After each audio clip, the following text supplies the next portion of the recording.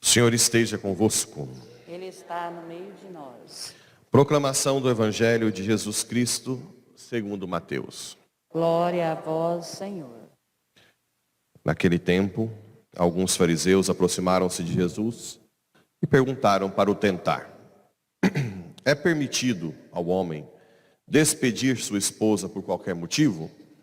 Jesus respondeu: nunca lestes que o Criador desde o início os fez homem e mulher? E disse: por isso o homem deixará pai e mãe e se unirá à sua mulher, e os dois serão uma só carne, de modo que eles já não são dois, mas uma só carne. Portanto, o que Deus uniu, o homem não separe. Os fariseus perguntaram: então como é que Moisés mandou dar de certidão de divórcio e despedir a mulher? Jesus respondeu: Moisés permitiu despedir a mulher por causa da dureza do vosso coração. Mas não foi assim desde o início. Por isso eu vos digo: quem despedir a sua mulher, a não ser em caso de união ilegítima, e se casar com outra, comete adultério. Os discípulos disseram a Jesus: se a situação do homem com a mulher é assim, não vale a pena casar-se. Jesus respondeu: nem todos são capazes de entender isso, a não ser aqueles a quem é concedido. Com efeito, existem homens incapazes para o casamento, porque nasceram assim. Outros porque os homens assim os fizeram. Outros ainda se fizeram incapazes disso por causa do reino dos céus. Quem puder entender, entenda. Palavra da salvação. Glória a vós, Senhor. Caríssimos irmãos e irmãs que estamos aqui, nós temos nessa primeira leitura, que é muito rica, um momento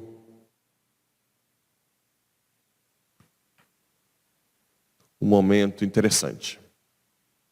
Aqui vocês vão entender um pouco aquilo que eu sempre tenho falado nas homilias, quem tem acompanhado nas missas diárias ou pela internet. Deus escolheu um povo do nada, pagão, para começar a se revelar. Para aquele povo aprender que existe um Deus, né? Então aqui é bonito o detalhe. Qual que é o detalhe aqui, que talvez não tenha em outros textos? Dizer que os pais de Abraão eram meio que perdidos, né? Olha só. Então Josué convocou todo mundo e foi relembrar. A nossa memória precisa de ser lembrada da ação divina, coisa que os pais não fazem, né? Hoje, a maioria, não posso falar todos. Lembrar, olha, nós estamos aqui, fomos libertos do pecado, dessa nossa, pela ação de Cristo. Sem Ele, nós não somos capazes de ir para a terra prometida, para o céu. Isso tem que ser falado, igual os judeus falavam, desde pequeno para os filhos. Ele que nos tirou lá da escravidão do Egito. As crianças já crescerem com essa gratidão. Então Josué falou ao povo: assim diz o Senhor: vossos pais, Taré, pai de Abraão e de Nacor, habitaram outrora do outro lado do rio Eufrates e serviram a deuses estranhos. O que ele está querendo dizer? Que Deus pegou um povo totalmente sem formação. Por isso que Abraão era poligâmico. Ou vocês não lembram que ele tinha mais de uma mulher? Por que Deus não chegou em Abraão e falou: olha aqui em Gênesis, larga o pai e a mãe e se torna uma só carne? Está errado. Por quê? Porque não tinha capacidade ainda para isso. O que Deus tinha que primeiro formar esse povo? Para adorar só um Deus. A monolatria. Nem é o monoteísmo. Deus não falou que ele era o único Deus. Porque na cabeça do povo é tão cheio de Deus que se falar que só existe Deus naquela época, eles iam ficar assustados. Então Deus começou a pedir, adora só a mim. Lá na frente, que os profetas vão falar, não existe outro Deus fora de mim. Lembra? Aí o povo já está preparado. Então aqui, agora, Deus escolheu um povo pagão. Então, está afastado da verdade. Totalmente, não conhece a moral mais desde o princípio. E aí vem contando toda a história. Mas tirei Abraão, vosso pai, né? Dos confins da Mesopotâmia, que é a Babilônia. Dali levei a terra de Canaã, multipliquei sua descendência. Olha, começou já a aliança com Abraão. Dei-lhe Isaac, Jacó, Esaú. E a Esaú, um deles, dei a propriedade, o monte Seir. Jacó e seus filhos foram para o Egito, lembra? José foi levado primeiro, traído pelos irmãos, depois a fome veio e foram buscar comida. Aí José era o governador, levou a família toda para o Egito, né? Em seguida enviei Moisés e Arão e castiguei o Egito, porque mudou o faraó, eles escravizaram os judeus. Então Deus manda Moisés e Arão para libertar da escravidão do Egito, assim como Jesus nos liberta da escravidão do pecado. Fiz sair do Egito, os egípcios caminharam atrás, com carros e cavaleiros, e abri o mar vermelho para os judeus, e fechei para os egípcios, né? Colocou trevas entre vós e os egípcios, depois trouxe sobre estes o mar, que os recobriu. Vossos olhos viram todas as coisas que eu fiz no Egito. Deus tem que ficar, porque a gente recebe graça. Aí vem uma desgracinha, já esquece tudo, né? Agora, também é falta de maturidade espiritual. Por quê? O sofrimento não é algo absolutamente ruim. Não esqueçam disso.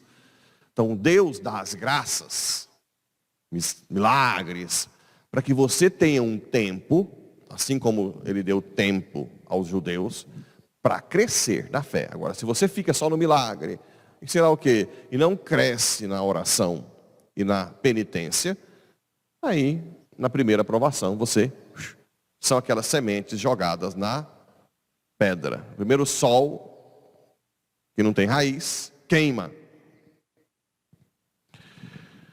Eu os introduzi na terra dos amorreus. Aqui começa os combates com os povos. Aqui o povo não entende.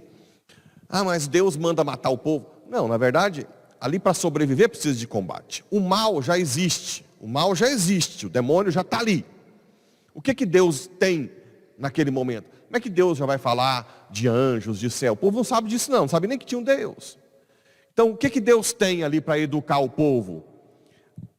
O ensinamento de que quando Ele abençoa, o povo ganha.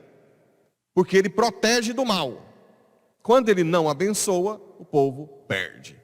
Então a batalha, principalmente agora com Josué, que é com a Arca da Aliança e a Tábua da Lei, que é a prefiguração de Maria e Jesus, é para dizer, sem eles, perdem. Né? Essas batalhas com esses povos, primeiro antes do Jordão, aí depois que atravessou o Jordão a pé enxuto, tem outros povos que eles venceram. Lá, primeiro Jericó, né? Tem o cerco de Jericó. Pega a arca e dá 7 voltas. Olha só. Por que a gente faz o cerco de Jericó hoje? Para cair as muralhas das batalhas que nós temos, só que dessa vez não é com povos humanos. Quem que ensinou que nossa batalha não é com gente humana? São Paulo não fala? Efésios 6, nosso combate é com seres espirituais. Então essas batalhas com os povos no Antigo Testamento é para educar a nossa batalha espiritual hoje. Hoje nós estamos em constante batalha. Aliás, hoje nós estamos numa guerra com o demônio.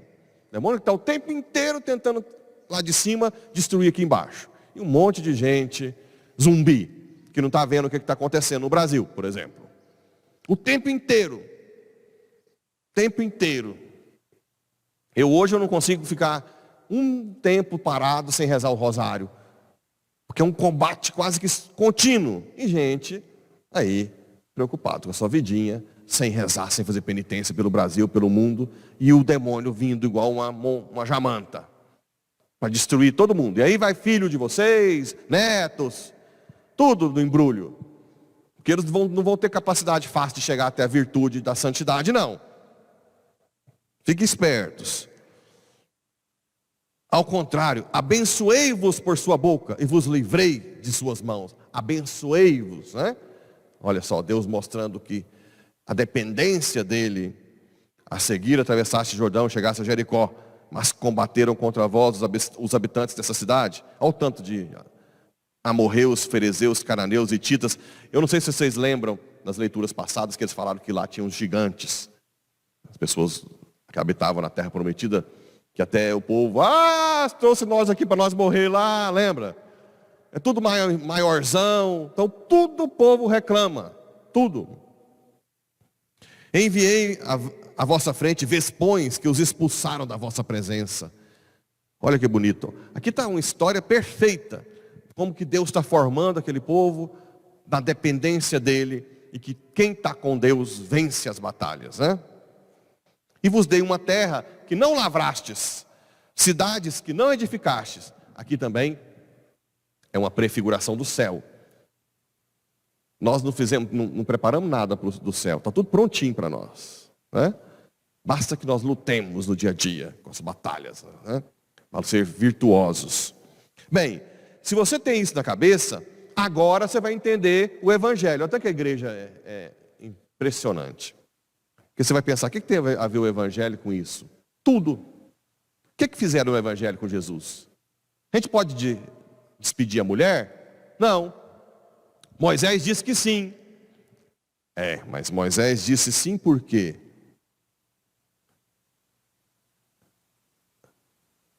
Por quê? Permitiu despedir a mulher por causa da dureza. Lembra que eu falei que Abraão não tinha capacidade ainda de entender a monogamia? Então, aqui Jesus está dizendo, naquela época, vocês não estavam ainda preparados para isso. Aí o que Jesus diz? No princípio, nunca lestes que o Criador, desde o início, lá em Gênesis, lembra? O homem deixará a sua casa. Não está em Gênesis isso? Olha o que Jesus fez. Agora que o povo já viveu toda a preparação, os profetas, e ele mesmo está ensinando, agora sim. Não recordaste que desde o início o homem deixará pai e mãe, se unirá à sua mulher, e os dois serão uma só carne, diz Jesus. De modo que eles já não são dois, mas uma só carne. Portanto, o que Deus uniu, o homem não separe. Aí vem, se for para ser assim, melhor não casar. Você tem que ficar só com uma mulher para sempre. Nem todos são capazes. Agora, olha só, o povo já aprendeu que tem que ter uma mulher.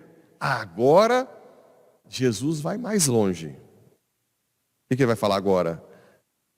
Nem todos são capazes de entender isso, a não ser aqueles a quem é concedido. Com efeito, existem homens incapazes para o casamento, porque nasceram assim, são pessoas, né?